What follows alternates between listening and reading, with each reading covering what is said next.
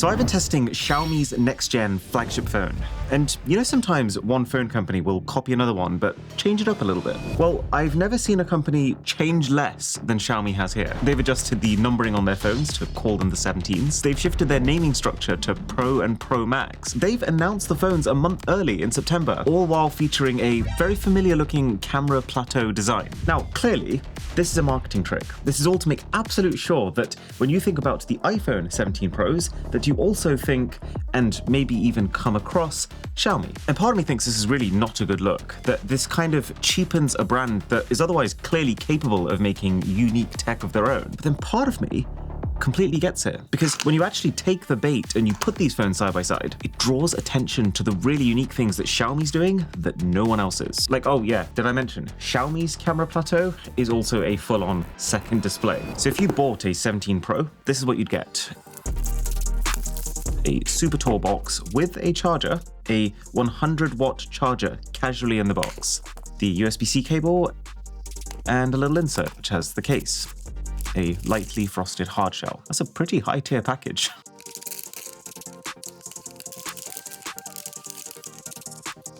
And then this is the Pro Max, which has all the same stuff inside.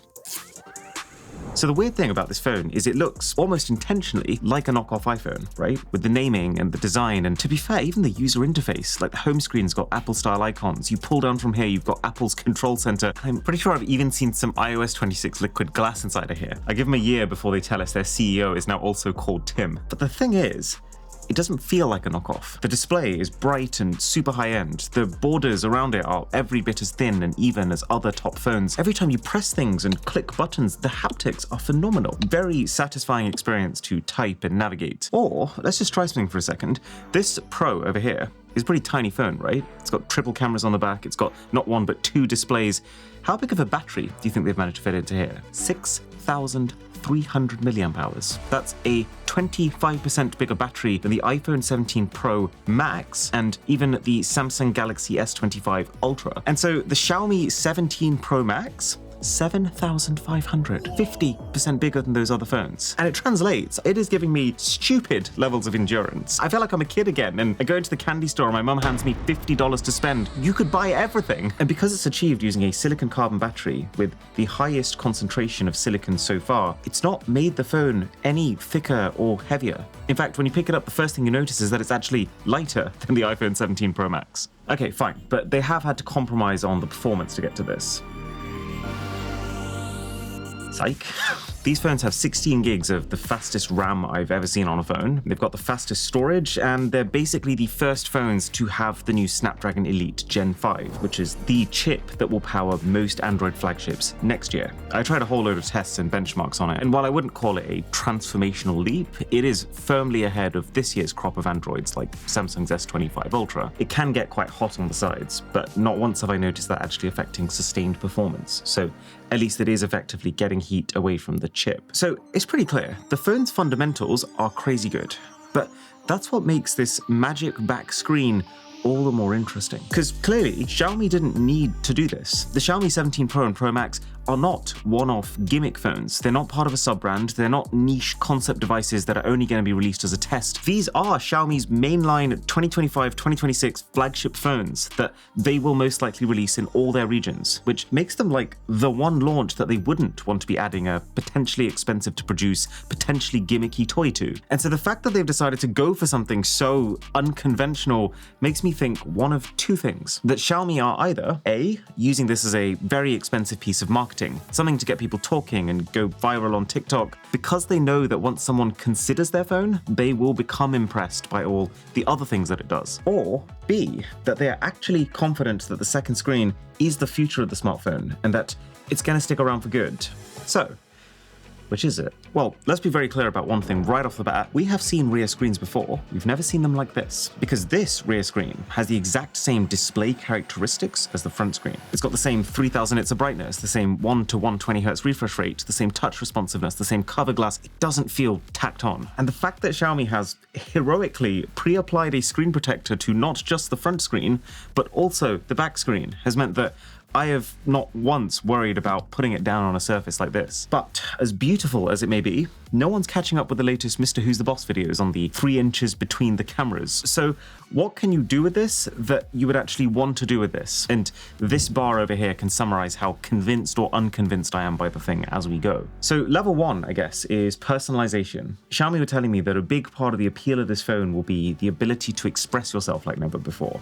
And I wasn't ready for how hard they went with this. So you've got a whole load of different clock faces, and this is already pretty cool. You've got really intricate mechanical ones, you've got simple ones that you can recolor yourselves, and then even this one with a step counter built in. So pretty similar to a smartwatch homepage. And speaking of smartwatches, this stretch face feels like it is literally taken straight from Apple's source code. You've got pets that kind of interact as you touch them. Decorate with a spunky little sheep. Pretty sure that ain't a sheep, pal. But these are also really high res and surprisingly not that tacky. Like one of them is this really awesome butterfly carp that can actually swim behind, in front of, and even through the current time. And then if you don't like any of those, you can build your own. You can choose whether you want a clock or just text. You can write whatever text you want and change the color, the font size, the thickness. But then with the background, it's not just a pre-selected gallery, you can also generate with AI. And I've never seen it done like this. This lets you turn any image into a realistically animated video, custom designed for this rear screen in any one of these styles. I have fed this thing all sorts of absolutely terrible photos of things,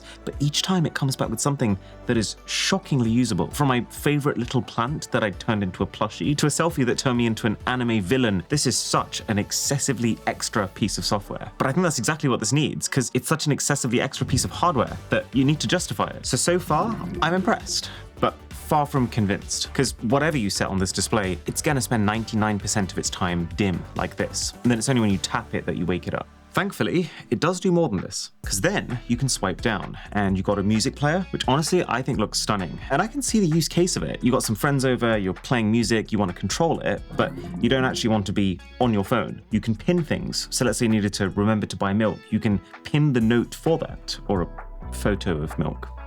That's how you roll. They have made it pretty convenient because you can even just circle things and the phone will extract the text from that thing and create this permanent note. It's like the 2025 equivalent of writing something on your hand. I'm trying to think of all the things you could do with this. I guess you could pin a QR code that you want people to scan, or if you've just started a business, using it as free advertising. It's like a tiny little billboard. It feels like every company now has added some sort of second space to their phone software to give you small updates, like Dynamic Island on the iPhone or the Now bar on Samsung. And clearly, Xiaomi are trying to make the second screen their version of this. So they want this to work with all the meal delivery apps and the flight tracker apps.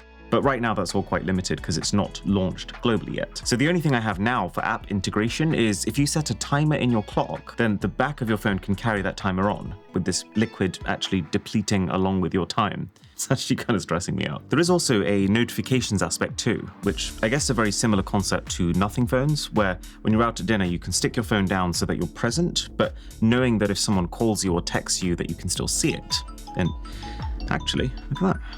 Oh, it automatically answers on speaker, but this is just not a very good way to be handling your call. Can you hear me? It's pretty clear. It's got that standard underwater vibe though. Underwater vibe. So even maybe while my phone's propped up there. Hello. Yeah, in terms of clarity, I can hear you. Okay. But it's still just a slightly worse way of answering the call on the front of your phone, because there's no mic at the back here. So this part of the phone's functionality, I'm not really sold on, especially considering that Xiaomi actually has their own version of Dynamic Island for secondary things like this. But the camera experience, which does also involve this rear screen, is oh my god. Okay, so the cameras on this phone, I wouldn't call them a breakthrough in themselves, but they're really good. The photos it takes are actually pretty much always as detailed as the iPhone 17 Pro Max's, if not sometimes more, with also incredible dynamic range, though it does do something very strange with my skin tone that even if I disable every beauty setting, I cannot get rid of. But my suspicion is that's because this model currently being China only means that they've tuned it to Chinese preferences. The ultra-wide camera is this tiny little reject at the bottom, and it's kind of like you'd expect, not particularly good in low light, but it keeps up during the day. And the zoom is really powerful. A little heavy-handed on the AI image enhancement when you zoom in a lot, but nonetheless, it's hard to argue the results aren't impressive. Here's the thing though, when you've got a set of cameras that are already really good compared to other 2025 phones' rear cameras, then that is going to completely obliterate other phones when you compare it to their front cameras. I mean, look how three-dimensional and depthy the Xiaomi shot looks here compared to the iPhone's brand new revised front camera. And the way that the second screen is implemented here is awesome. Because if I'm using the camera on my front screen and I want to turn it around, all I have to do is to turn it around and swipe. And then when the camera is active on this rear screen, the front screen switches to now needing a swipe, which straight away almost completely eliminates the accidental presses problem. But the other thing that's really impressive about this is when you're using this back screen, you basically retain complete camera functionality. So I can take normal photos, which look crazy good. I can go to all my different zoom magnifications. So 2x, I can go to 5x for if you want to capture an absolutely harrowing amount of detail in your face. I'm actually so sorry for showing this to you. You can use the ultra-wide camera, which is actually a tiny bit wider than the widest setting on the new iPhone's front camera. Plus also you've got portrait mode. You can take video and you can take that video in any quality. So I've been shooting selfie video in 8K resolution. And yeah, it does look a little over-sharpened, but there is absolutely zero doubt in my mind that this is the highest quality selfie video I have ever taken. And it's all finished off with this photo collage mode, which is so thoughtfully designed. You take a few photos back to back and it puts them together into a Polaroid, very much like a photo booth that then lets you hit one button over here to actually print. I'm just so taken aback by the amount of effort that's gone into custom graphics and animations for this one tiny feature on this one tiny second screen. Now, this isn't flawless. I wouldn't say that this is a completely intuitive gesture that you're gonna wanna do 15 times a day. And if you think about it, modern day flip phones can do the same thing with their rear cameras on the front, but straight away the moment you take them out your pocket. But then none of them have cameras this good. I will say the camera experience here is such a big perk that it straight away on its own takes me to quite close to the fence. And then the strangest cherry on top ever, you can even game on this second screen. Xiaomi have actually gone as far as to create a completely bespoke case that is a working controller for the phone that is wirelessly powered by the phone to be able to game on this sub 3-inch display. So the case clips onto the back of here. When you hold this power button, it turns on and the back screen recognizes it immediately. And then it's got this entirely bespoke gaming interface.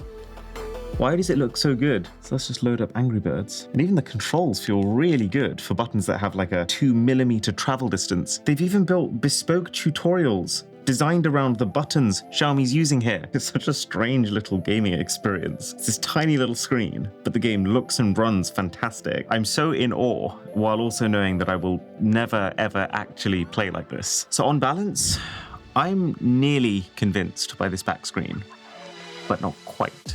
I think the camera stuff is majorly useful. I think the music control and the sheer level of personalization is so cool, but most of the rest of the stuff does feel like filler. And this gaming case is like the definition of let's do something crazy because it will make for great headlines and YouTube shorts. But this whole thing has successfully drawn my attention to the phone, and now my attention is on the phone.